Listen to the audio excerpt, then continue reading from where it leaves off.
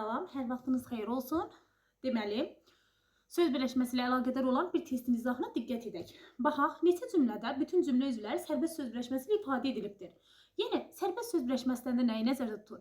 Yəni, həm isim birləşmə, həm fiili birləşmə. Amma nə frazoji birləşmə olsun, yəni sabit söz birləşməsi olmasın. Baxaq indi, mən qulaq asmaq üçün kənddən buraya gələnlərdənəm. Kənddən buraya gələnlərdənəm. Kim? Mən. Deməli, mübtədamız bir dənə əvəzliklə ifadə edildi. Ona görə bu cümləni götürmürük. Deyir ki, hər cümlə üzvü söz birləşməsi ilə ifadə edilsin. Anı götürmürük, B-yə baxaq. Təmkinli olan, səbirli olan mənim dostumdur. Deməli, mənim dostumdur. Kim? Təmkinli olan, səbirli olan. Həmcins mübtədalar var. Amma təmkinli olan salir bir dənə mürəkkəb feil. Ona görə B variantına götürmürük. Baxaq C variantına. Həyatın bütün sərt üzünü görənlər bəxti gətirməyənlərdir. Deməli, bəxti gətirməyənlərdir. Kim? Həyatın bütün sərt üzünü görənlər.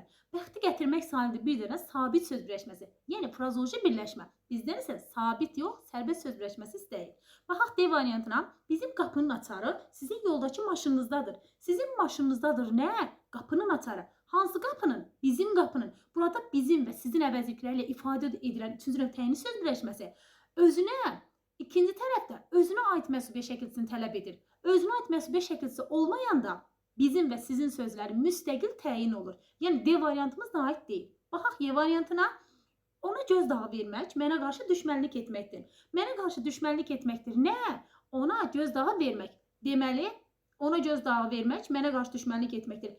Həm mübtədamız, həm də xəbərimiz məstər tərkibi ilə ifadə edilmişdir.